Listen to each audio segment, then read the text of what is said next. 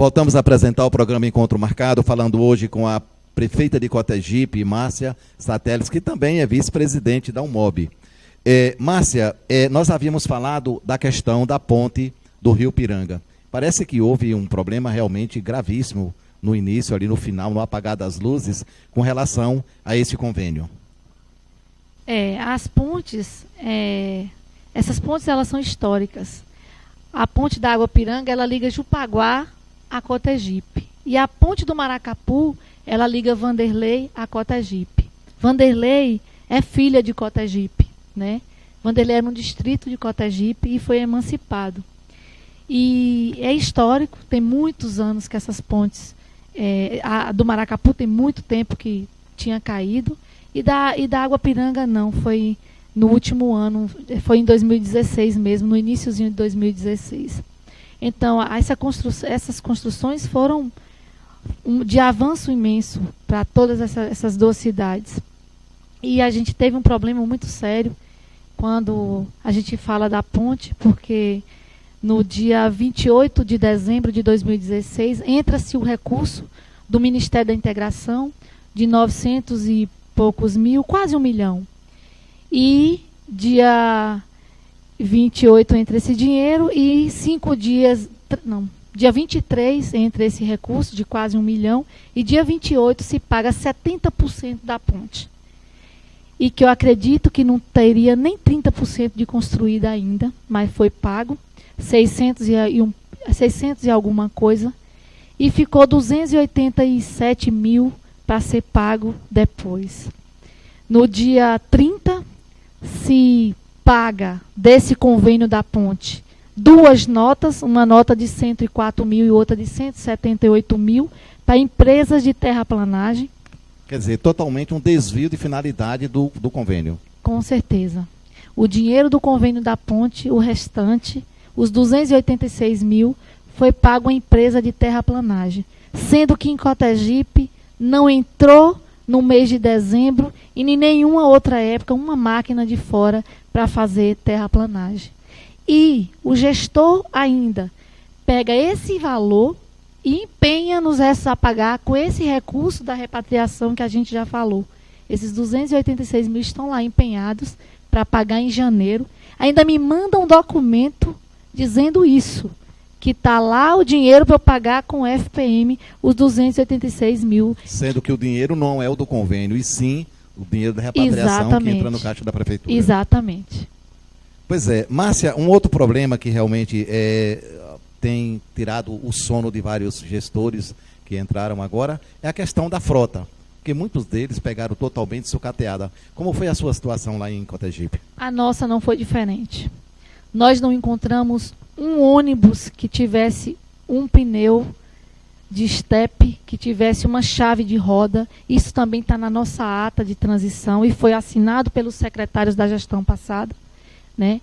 Nós não encontramos. Nós tivemos que fazer toda uma revisão no que encontramos, totalmente sucateado. Todos os nossos carros estavam sucateados e ainda estão, porque diante da minha situação eu não tenho como consertar toda essa frota, né? E a gente tem passado muita dificuldade.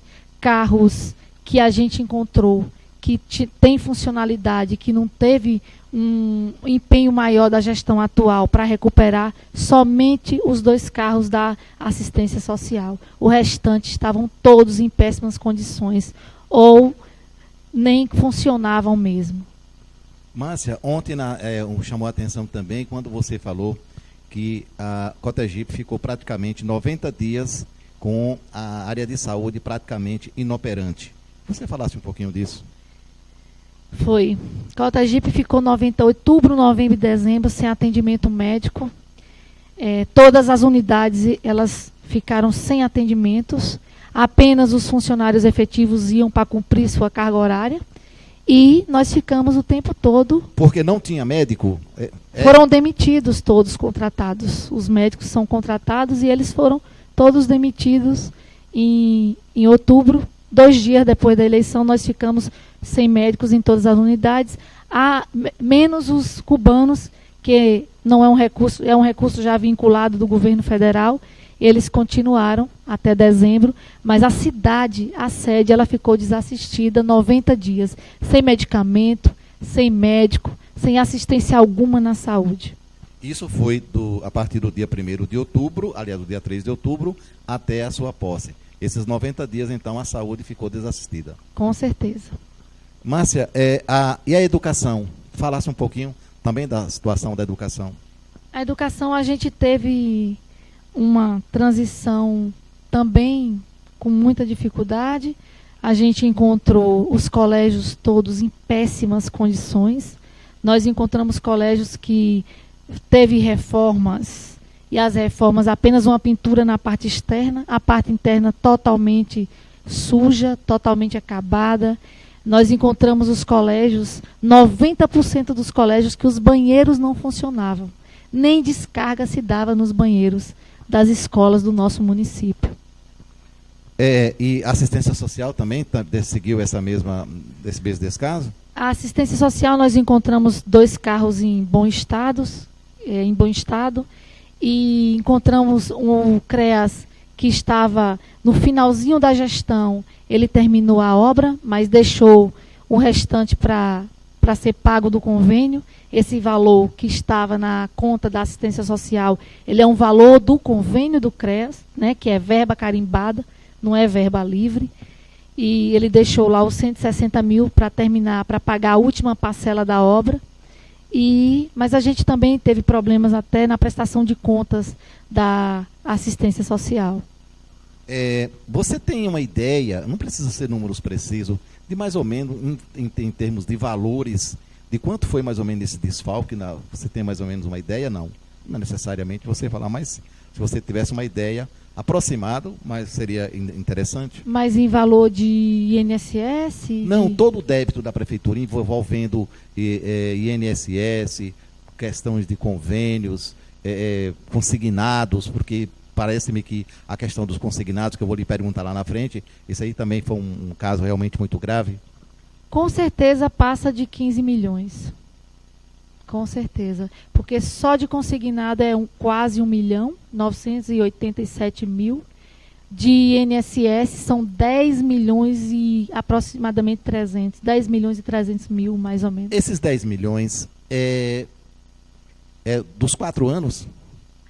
10 milhões de reais é dívida de INSS da gestão passada, dos 4 anos de governo dele. A senhora falou que a sua administração está engessada. Por quê? A senhora falasse um pouquinho o porquê que a senhora está sendo impedida praticamente de fazer uma boa gestão. Quando eu falo que nós estamos numa gestão engessada, eu falo com muita tristeza. Porque essa não era a gestão que eu sonhei, essa não era a gestão que eu queria. Eu sabia que ser gestora não era fácil. A senhora tem uma ideia que ia encontrar isso? A gente tinha ideia que ia encontrar uma coisa muito bagunçada. A gente tinha ideia.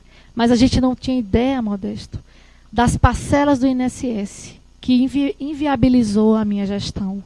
Quando você chega no dia 10 de janeiro, que é o maior repasse do FPM, e que o INSS resgata 200 mil reais, ele não lhe pergunta, eu posso não. Você já chega sem ele.